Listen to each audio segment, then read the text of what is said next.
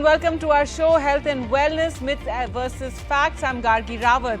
The endocrine system is a network of glands that produce and release hormones. When people think about hormones, they probably think of the most common male and female hormones, testosterone and estrogen. However, children as well as adults produce many other kinds of hormones that affect every aspect of our health. Hormonal imbalance in children can cause serious consequences, and the burden and pattern of pediatric endocrine disorders are increasing worldwide. Accurate knowledge will help parents to recognize the symptoms in time and also to consult a doctor accordingly. Today, we've invited eminent endocrinologists to provide medically accurate advice on preventing various endocrine conditions in children and help viewers identify long-term control strategies. We're joined by Dr. Karthik SM, a consultant pediatric and adult endocrinologist, Silverline Hospital, Kochi. Dr. M.V. Sekhar Reddy, Abhiram Endocrine and Skin Center, Hormone, India.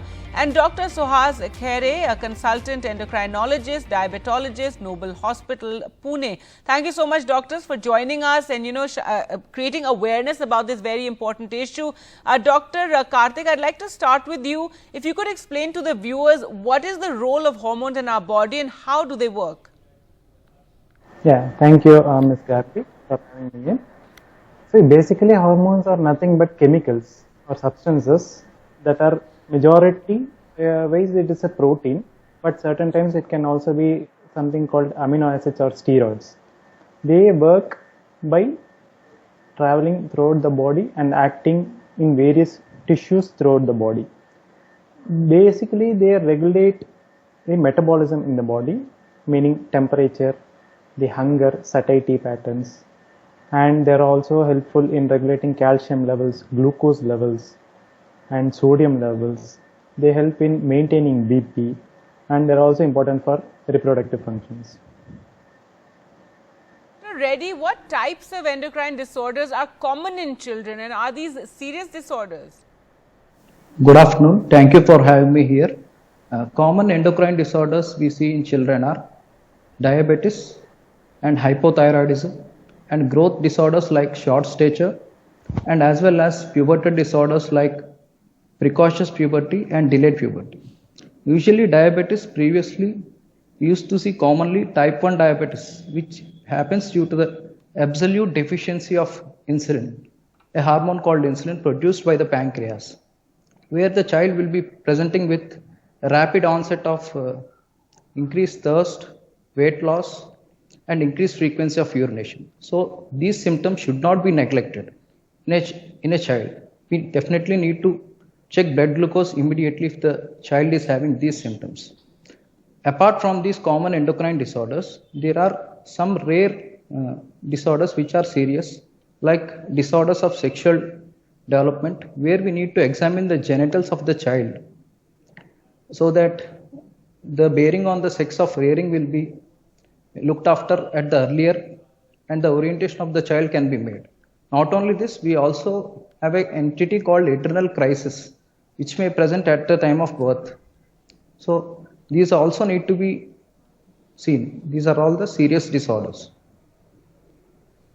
All right, Dr. Khere, the hormones are essential for regulating most major bodily processes. So a hormonal imbalance can affect many bodily functions. How do hormones affect a child's development? So if you see the child's development and growth, most important hormones, if you look, they are pituitary growth hormones, which is important for the long bones growth and the stature of the child. So that is important for height.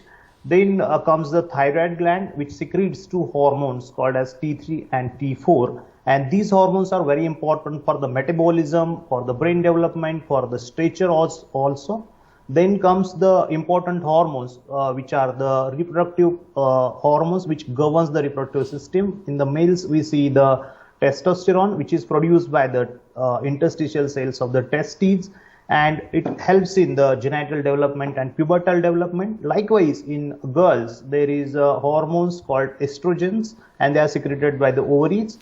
They are helpful for also the pubertal development and the other development and the breast development and all rest of the pubertal development. So when the child has a deficiency of one of these hormones, like if there is deficiency of growth hormone or thyroid hormone, they may present with the short stature, maybe the developmental delays, they may have learning disability in thyroid hormone especially, and also the mental retardation. In growth, in gonadal hormone deficiency, that is maybe the estrogen or testosterone deficiency, these children present with the delayed puberty signs. So they will not develop the pubertal changes at time what they should develop. So these are the common symptoms and common diseases usually we face in our clinical endocrine practice. Thank you. All right. Now, Dr. Karthik, what causes growth hormones deficiency and how is growth hormone deficiency diagnosed? Right. See, growth hormone, as has been already illustrated by Dr. Suhas, it's produced from pituitary gland. So when we look at problems caused, usually we classify into two categories. Ones which are congenital, that is, which are present from birth. So usually these are genetic conditions, and certain times it is not only growth hormone but also other hormones that are present in pituitary, like thyroid hormone and the hormones required for puberty. All these get affected simultaneously. So this is the most common variety called congenital type. And there is also something called acquired type, that is, a child can acquire growth hormone deficiency while it grows, usually in early or mid childhood, because of several problems like sudden history of infections to the brain, or sudden trauma, head injury, fall, or certain times there are certain tumors that are prevalent in younger age group that can also be manifesting as growth hormone deficiency. When you look at the diagnosis of growth hormone deficiency, it is a combination of symptoms that is manifested by the child and signs that we observe as doctors observe for, and the laboratory investigations. All these put together helps in proper diagnosis of growth hormone deficiency. And at this juncture, I'd just like to highlight that just doing a growth hormone levels and diagnosing growth hormone deficiency is not appropriate and not the right way to proceed on. So when we talk regarding the symptoms of growth hormone deficiency in neonates, that is in a baby that's born, usually the deficiency is manifested as prolonged jaundice or low sugar levels. And as the child grows, usually the growth deficiency is manifested because the child is compared with the peers. And especially when children are enrolled into school, there is good comparison by the parents with respect to peers, and they would notice that their child is not growing. So this is pretty important. This plus there are certain signs which we look for as markers of growth hormone deficiency. When such suspicion is high, we do laboratory testing. Initially we do screening, and then we confirm with other blood tests, and finally we do imaging, that is MRI of brain, to confirm the diagnosis of growth hormone deficiency. All right, Dr. Reddy, growth hormone is needed. We're speaking about it, but it's also needed to stimulate the growth of bone and other tissue. So how do you activate the growth hormones in children? Apart from its action on bone, it helps in the linear growth of the body, so that a person will grow tall. Not only it helps in the linear growth, but growth hormone is essential for circumferential growth. As Karthik sir has told, we need not diagnose growth hormone deficiency simply by doing the single growth hormone level. What happens normally is, except in patients with deficiency, we will not supplement exogenously. Normally what happens is, around 70% of the growth hormone is released physiologically during the night times. It is at the slow onset of sleep. That is during the phase 3 and phase 4 of sleep. And apart from it, when we do fasting for at least 10 to 12 hours, these are the physiological factors like sleep, fasting, and as well as exercise.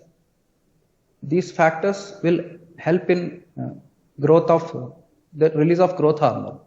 Apart from this, growth hormone we usually activate by giving some drugs for doing the testing of growth hormone deficiency, as we need to stimulate the hypothalamus growth hormone releasing hormone to see whether there is any sufficient release of growth hormone. We give drugs like arginine, clonidine and glucagon to see whether the growth hormone is stimulated and identify the growth hormone deficiency. I would like to add one point that every child, we need to check height at least every 6 monthly, because what we see routinely in our OPDs is only weight has been being checked. We need to check the height also at least 6 monthly and plot on the growth chart.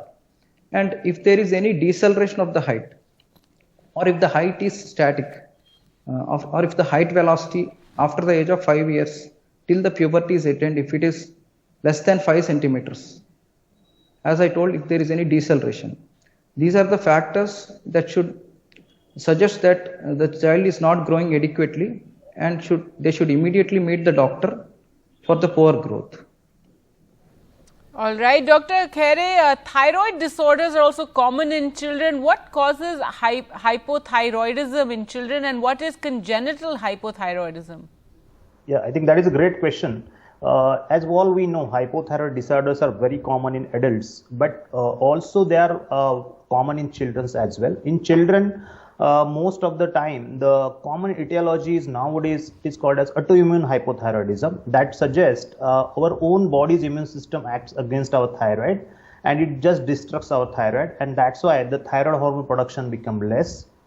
Other causes like maybe the pituitary hypothyroidism, or what we commonly call as central hypothyroidism. As all we know, the pituitary controls your thyroid. So whenever there is a problem in the pituitary, there could be a problem in thyroid also, and that's why that is one of the rare cause, but that need to be suspected. There are some medication that also can cause this hypothyroidism. If we go to the congenital hypothyroidism, this is I think we need to stress on congenital hypothyroidism. It is a very important entity, and if we don't treat properly, we can get the devastating complication like decrease in the height, decrease in the mental disability. All these are the devastating complications. So what is actually a congenital hypothyroidism? It develops due to the not development of the thyroid gland, what is called as the thyroid agenesis or thyroid dysgenesis. There are some other causes like dyshormonogenesis. What it means that the proper functioning of the hormonal machinery is not good, and that's why the hormone production is less. So these are the few 10 to 15% patient may have dyshormonogenesis. So in that case, we may need to see the family history of the patient also. This congenital hypothyroidism, if you look at the prevalence or the incidence in the community, it is 1 in around 2,000 to 3,000 live birth babies. We may get one congenital hypothyroidism. If we go to the symptoms, how we usually diagnose this patient. So congenital means it is present at the birth. So when if we look at the symptoms, many a times when babies born with congenital hypothyroidism, they may look absolutely normal. They may not have many symptoms. So the ideal way, we should always screen this patient with the blood sample at the birth or after 72 hours of the life, and then this we can screen these patients. All difficulties. But these symptoms may is very difficult to differentiate between some normal babies also, because in the early age group we may get all these feeding deficiency difficulties also. So that again highlights the importance of screening of the congenital hypothyroidism. Other symptoms like the baby may feel growth may not be that great. They may have the constipation for a long time. They may have cold extremities. These babies sometimes are very much hypotonic, or what is called as a floppy baby. Their body muscle tone is less. So these are common symptoms of hypothyroidism. But as I mentioned, many of the times we may not get the obvious symptoms, and that's why screening is important. Why I'm stressing more on this, because if we treat this patient with the properly, if early treatment is initiated, all these complications we can avoid, and we can achieve the baby's normal height, we can near normal height, we can achieve their normal intellectual potential also. So this is one of the disease where we can initiate early and we can avoid these long-term complications. All right, well, we'll slip into a short break right now and return with more questions for the doctors. Do stay with us.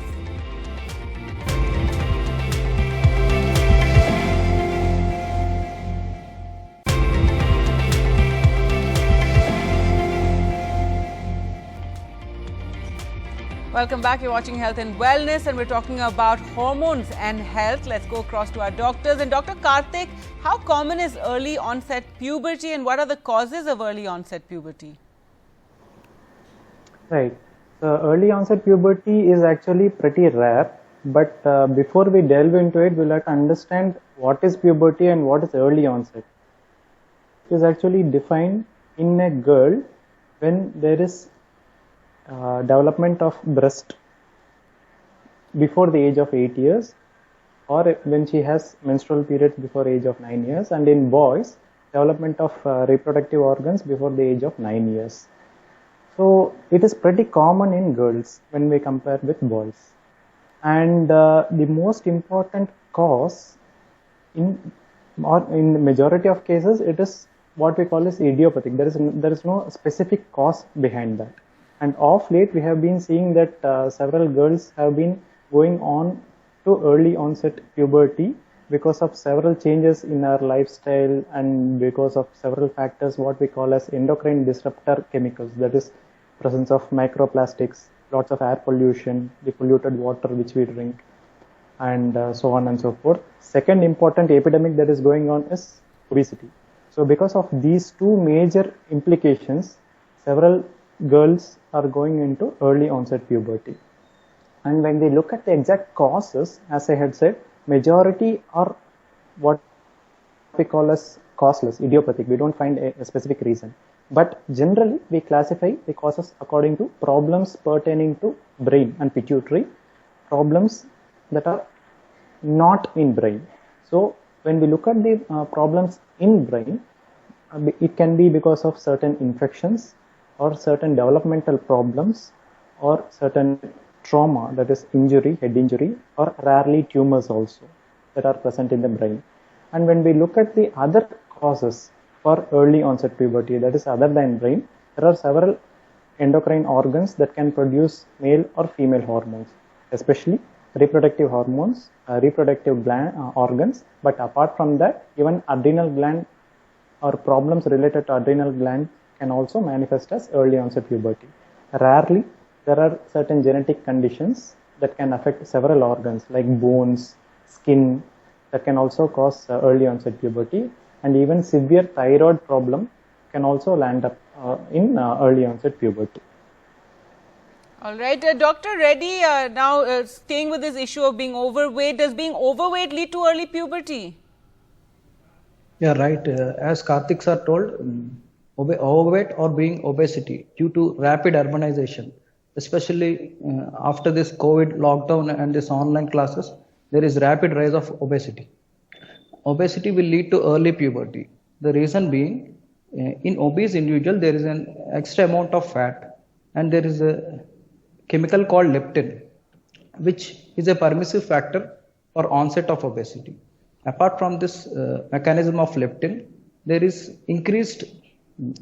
be decreased sex hormone binding globulin, which will lead to increased amount of free estrogen in the blood, which will help in attaining puberty. Apart from this, there is another mechanism like increased aromatization of androgens to estrogen. Apart from this, there are other mechanisms like increased activity of increased IGF-1, which will help in the growth, and as well as being obese will lead to early epiphyseal closure, so that they will have increased height velocity, but they attain puberty earlier. All right, well, let's go to Dr. Karthik.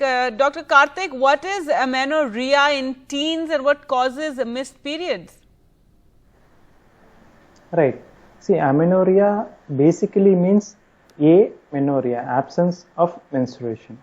So in teens, usually we look at it as two main reasons. One is primary, wherein a child or a girl doesn't have periods or hasn't begun having periods until the year of 16 years, until the age of 16 years.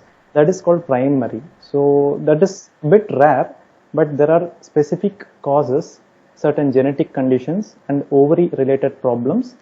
This causes primary amenorrhea. But much more common is secondary amenorrhea, in which the child would have already had periods, but subsequently there might have been irregularity in periods. So when I say irregularity, we must not be under a conception that missing just a period or 1 or 2 months is a major problem. It is definitely not. Generally, it is said that having 8 to 9 periods per year is more than sufficient enough, in the sense that signifies normality. So when do we take it as abnormal? So in a child who is having regular periods, if there is continuous 3 months of absence, or in a child who has already had few irregularities, continuous 6 months of absence of periods is called amenorrhea. So then we will have to look at the causes behind that. These days, again, the majority of children have such secondary amenorrhea, predominantly due to one which everyone is aware of. It's called polycystic ovary syndrome. It is a complex disorder which is a byproduct of overweight and obesity. That is the most common reason, but there can be other reasons in pituitary or hypothalamus, that is in the brain, or there can be certain other problems in ovary which can also result in this secondary amenorrhea. All right. Well, thank you so much, doctors, for talking to us and answering all those questions and creating awareness about this issue that most parents need to be aware about. Thank you all for watching at home. Goodbye.